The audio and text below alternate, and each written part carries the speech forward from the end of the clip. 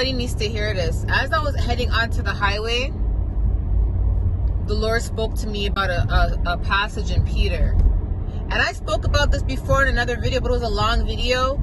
And sometimes when I speak in long videos, I bring up a lot of like different types of examples and scriptures or different analogies. And sometimes because people don't watch the longer videos, they don't get to hear certain parts of the messages that are very important. And this is a very important part of the message.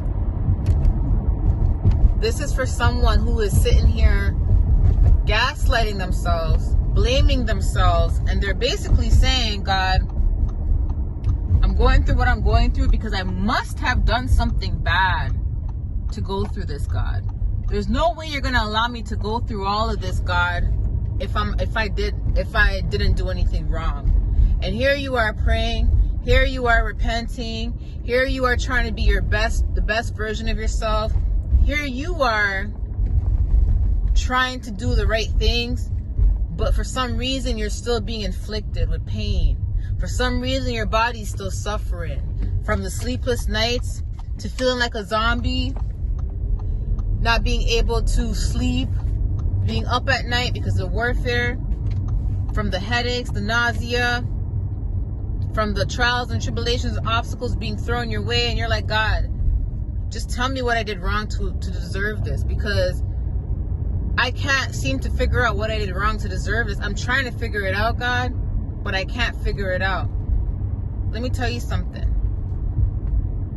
Ask yourself this question. Is your conscience clean? Is your conscience clean? If your conscience is clean and you have to look for something to try to figure out why you're going through what you're going through, you're gaslighting yourself. You're doing exactly what people have been doing for centuries. From family, from friends, from churches, from whoever.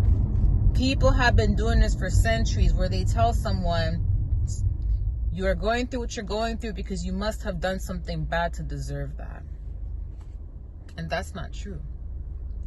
Because it says in 1 Peter, a person who is suffering in the body for Christ is done with sin.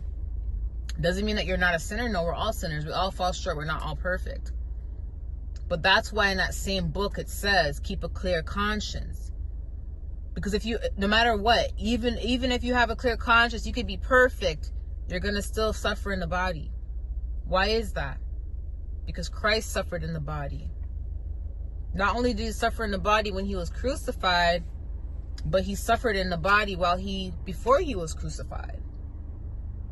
Do you really think Christ came here and was only healing people, with touching people and healing people? No.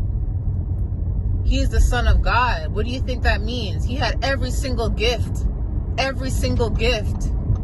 that there is. Do you think Christ came here and they did not try to attack him with warfare and witchcraft and all that? No, he went through every single thing that we're going through. This is why he said, remember, they did it to him first. He had to suffer in his body during crucifixion, but he also suffered in his body before. You get what I'm saying? And it says in 1 Peter, if you are suffering in the body, you are done. It says you are done with sin. What does that also mean? It means that because you are able to feel the sufferings, you're more cautious of your actions. You're more cautious of your thoughts. You're more cautious of your words. Why is that? Because you're consistently every single day living with the motive of trying to keep a clear conscience because of what you're already feeling in your body without even committing the types of things that you would think would be the cause of that inflicting you. Do you get what I'm saying? If that makes sense. Another passage that explains that is 1 Peter. It says, for it is good to suffer for doing good than to suffer for doing evil. It says it's better to suffer for doing good than to suffer for being a murderer or a thief. So basically, even if you do good, you're going to suffer. So if you wake up every day trying to live with a good conscience, your motive is trying to keep your conscience clean, you are done with sin, because the afflictions you feel alone will put you in check.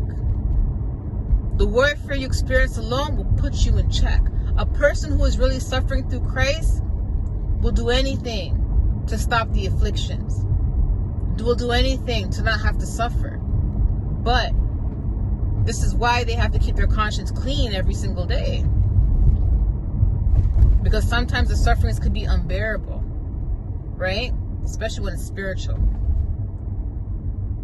So do not gaslight yourself and tell yourself, I'm going through this because maybe I did something that I don't know about. No. You're going to suffer regardless. And this is why 1 Peter says to glorify it. To glorify it. Because it's all about the mind. It's all about... Thank you, Holy Spirit! Sorry, I just remembered something. Oh! So last night, I love when he does this. Last night, he showed me a vision, as I said in the other video, of a chapter in Thessalonians. I don't know exactly what book. Sorry, that's the book, but I don't know exactly what verse and chapter.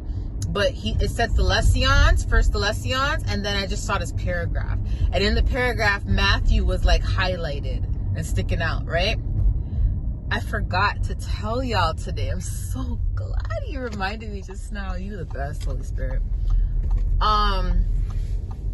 But when he showed me that, he did whisper something to me, and I forgot to tell you guys. So, see, I was supposed to remember it now. He whispered, heart. Heart. Heart. You will suffer if you have a good heart. That's why you always hear people saying, why is it the good people always suffer? This is why. So let me just tell you something. If you're sitting here and you're saying to yourself, God, I must have did something, don't do that to yourself. That's the last person you need gaslighting yourself is you. Trust me. As long as your conscience is clean, your motives are pure, and your heart is good, you're good. You're good. Anyways, I love you guys. I'll talk to you soon. Bye.